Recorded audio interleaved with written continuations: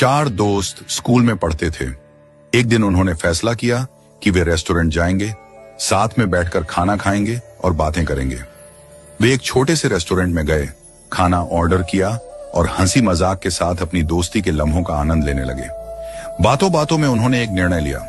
आज के बाद वे ठीक 40 साल बाद इसी जगह मिलेंगे। वे तब तक अपने अपने करियर में व्यस्त रहेंगे और सफलता हासिल करेंगे। शर्त यह थी कि जो सबसे देर से पहुंचेगा वही पूरे खाने का बिल चुकाएगा। समय बीतता गया। चारों दोस्त अपनी अपनी जिंदगी में आगे बढ़ गए। कोई बिजनेसमैन बना, कोई वकील, कोई जज और कोई अध्यापक। सभी अपने कार्य क्षेत्र में सफलता की ऊंचाइयों को छूने लगे। 40 साल बाद अब वह छोटा सा रेस्टोरेंट एक भव्य 5 स्टार होटल बन चुका था और वहां काम करने वाला एक साधारण वेटर अब उस होटल का मालिक बन चुका था। वह भी उस दिन का इंतजार कर रहा था। समय आया और पहले एक दोस्त पहुंचा, फिर दूसरा, फिर तीसरा। वे एक दूसरे से मिलकर बेहद खुश हुए, लेकिन चौथा दोस्त अभी तक नहीं आया था। थोड़ी देर बाद होटल के रिसेप्शन पर फोन आया। होटल मालिक ने फोन उठाया और कहा, आपके चौथे मित्र ने कहा है कि आप लोग खाना शुरू कर दीजिए, वह बस आने ही वाले हैं। तीनों ने सोचा कि शायद वह किसी काम में फंस गया होगा और सबसे देर से आने वाला वही होगा। उन्होंने भोजन किया, पुरानी यादें ताजा की, अपनी अपनी जिंदगी के अनुभव बांटे। काफी देर बीत गई, लेकिन चौथा दोस्त नहीं आया। जब बिल मंगवाने का समय आया तो होटल मालिक ने कहा, बिल पहले ही चुका दिया गया है। तीनों हैरान हुए। किसने? होटल मालिक ने जवाब दिया, आपके मित्र ने। थोड़ी देर बाद जब वे जाने लगे तभी होटल के बाहर एक सरकारी गाड़ी आकर रुकी। गाड़ी से शहर के कलेक्टर उतरे। कलेक्टर ने तीनों दोस्तों के पैर छुए और कहा, अंकल नमस्ते। तीनों हैरान रह गए। ये कौन है और हमारे पैर क्यों छू रहा है? कलेक्टर ने नम आंखों से कहा, मैं आपके चौथे मित्र का बेटा हूं। तीनों अवाक रह गए।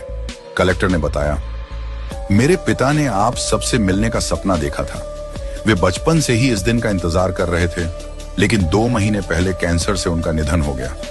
मरने से पहले उन्होंने मुझसे कहा था कि अगर मैं उस दिन जीवित न रहूं तो तुम मेरी जगह वहां जाना।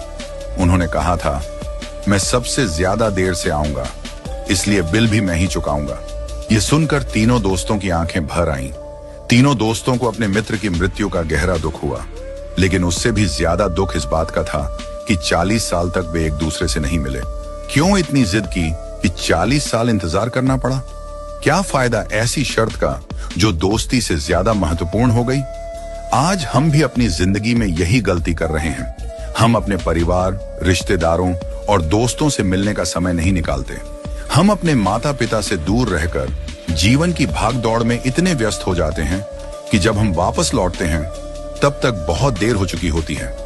जब वे दुनिया से चले जाते हैं तो हमें अफसोस होता है, काश हमने उन्हें समय दिया होता।